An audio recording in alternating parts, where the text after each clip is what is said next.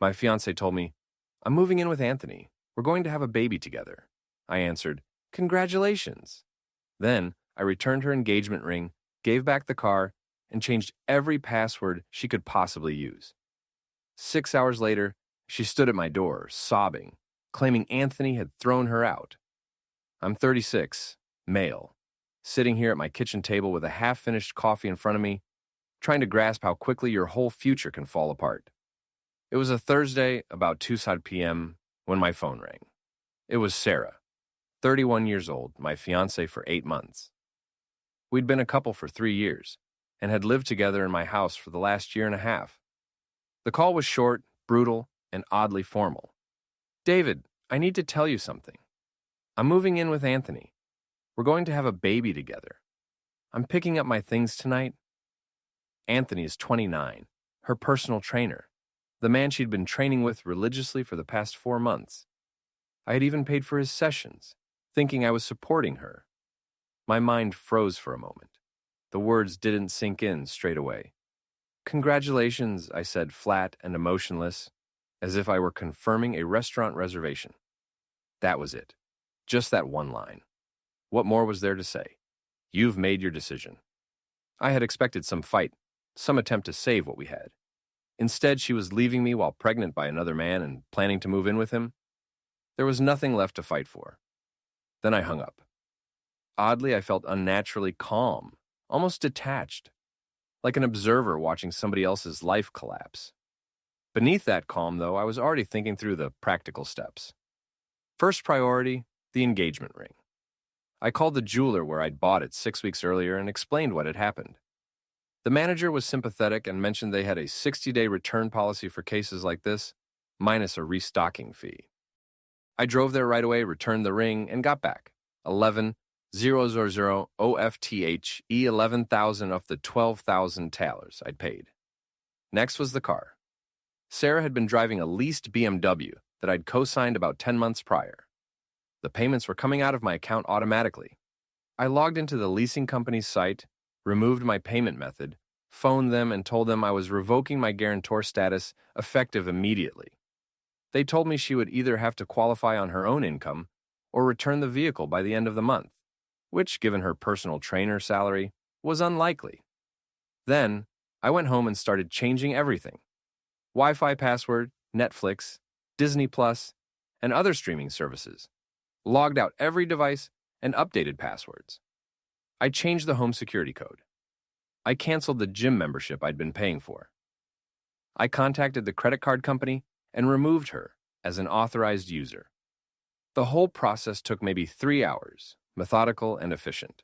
By 5 p.m., I was sitting in my living room with everything secured, waiting to see what would happen next. At 6:30 p.m., the doorbell rang. I looked at the security camera and saw Sarah, mascara streaming, holding 2 suitcases. I opened the door but kept the chain latched. "David, please.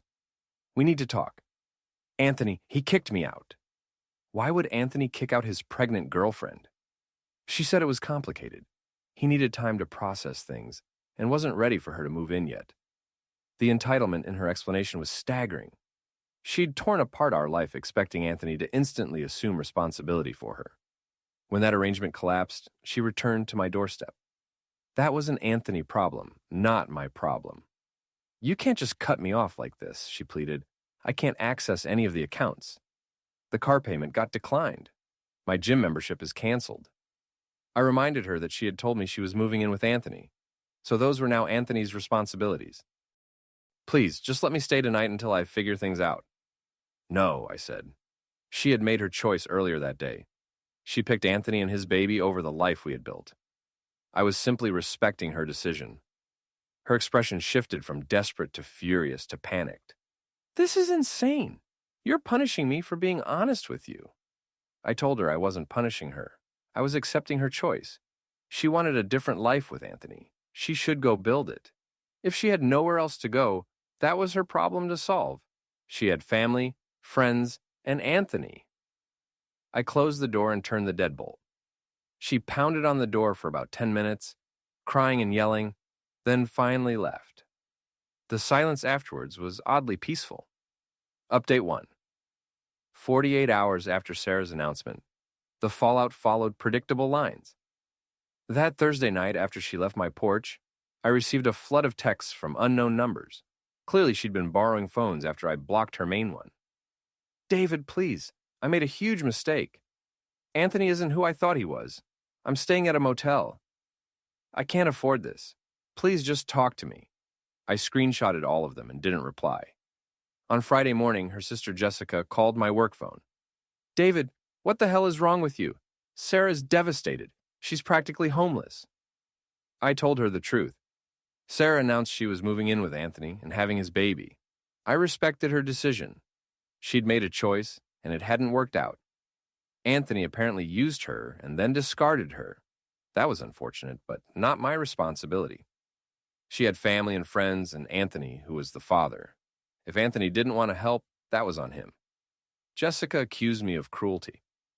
I said I was being realistic. She ended our relationship to be with someone else. I was not her fallback plan. I hung up and blocked that number. Later Friday afternoon, her mother called. David, I'm ashamed of you. Sarah's pregnant, and you threw her out like trash. I told Linda the same thing. Sarah had left me for another man and declared she was having his baby. I did not throw her out. She left. If she realized she'd made a mistake later, that's not equivalent to my being obligated to restore her previous lifestyle. She needed stability.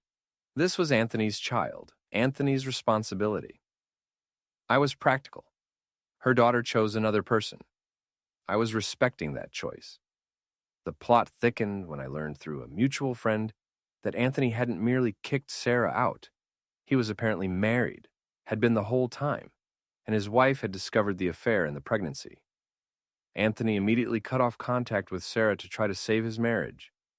So Sarah had lost me, her home, and now the man she'd been having an affair with. She was pregnant with a married man's baby who wanted nothing to do with her. More fallout followed. The BMW dealership called me. Apparently Sarah had gone there hoping for leniency. They told her exactly what I already knew. Without a cosigner with good credit, she couldn't keep the lease, and had until the end of the month to return the car or face repossession. She started posting cryptic social media messages about discovering who people really are and fake love. A few mutual friends messaged me asking what happened. I told them simply, she left me for someone else. It didn't work out, and she's now dealing with the consequences. Most people understood.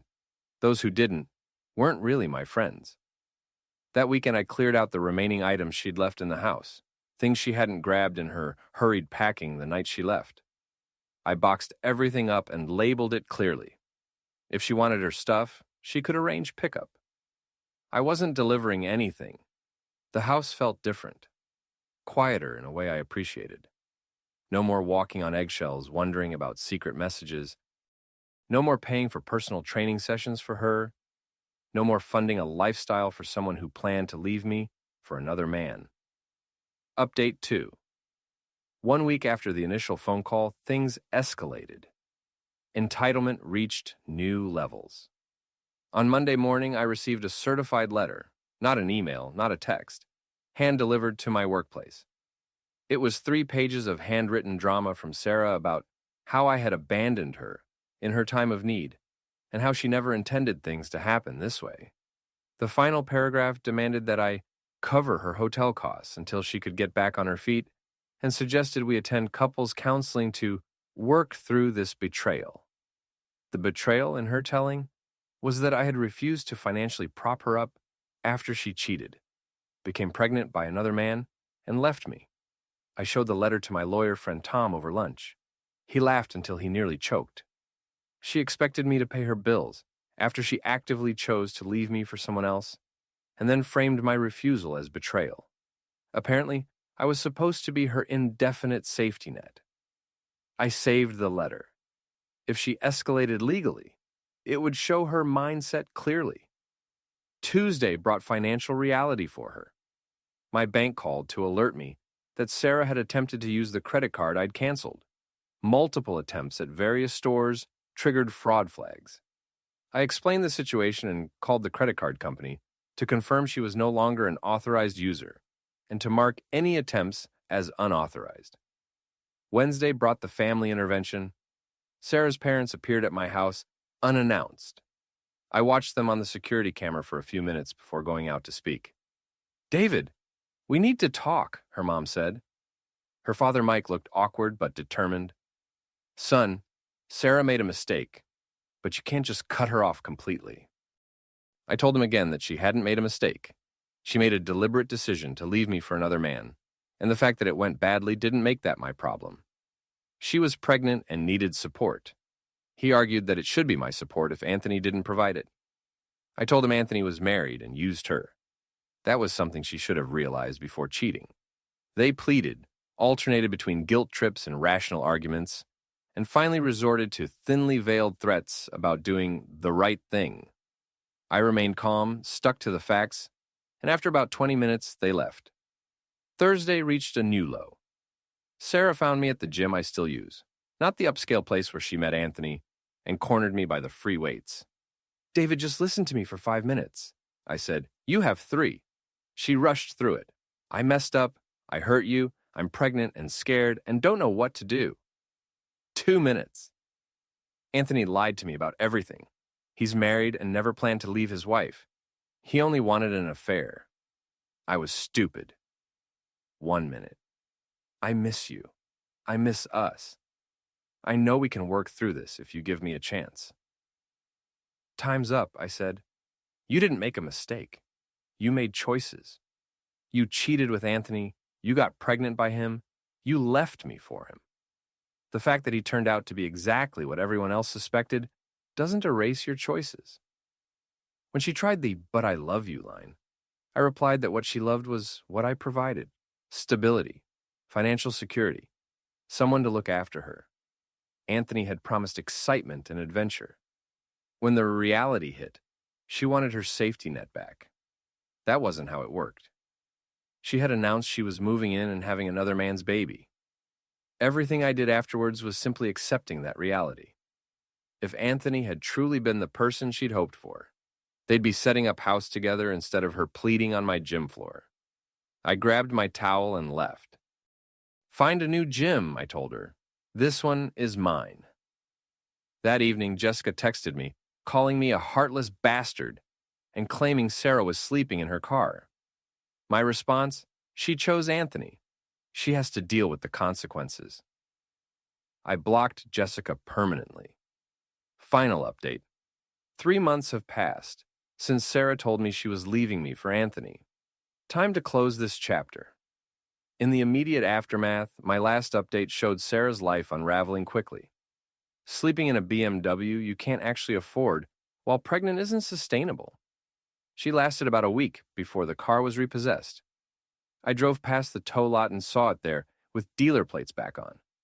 Eventually, her parents did step up in the minimal sense. They let her move back into her childhood bedroom. But from what I hear through mutual friends, it's been rough. She expected the same lifestyle she'd enjoyed with me: dining out, shopping, an entertainment budget. Instead, she got basic room and board and lectures about responsibility. Pregnancy added a new layer of complications. Anthony, desperate to protect his marriage, insisted on a prenatal paternity test because he claimed Sarah was lying. Sarah agreed, perhaps hoping the test would force him to take responsibility. The results confirmed the baby was Anthony's. His response was not to leave his wife for Sarah. Instead, he hired lawyers and prepared for a custody battle while offering minimal child support. His wife ended up kicking him out regardless, but he's fighting to limit what Sarah receives.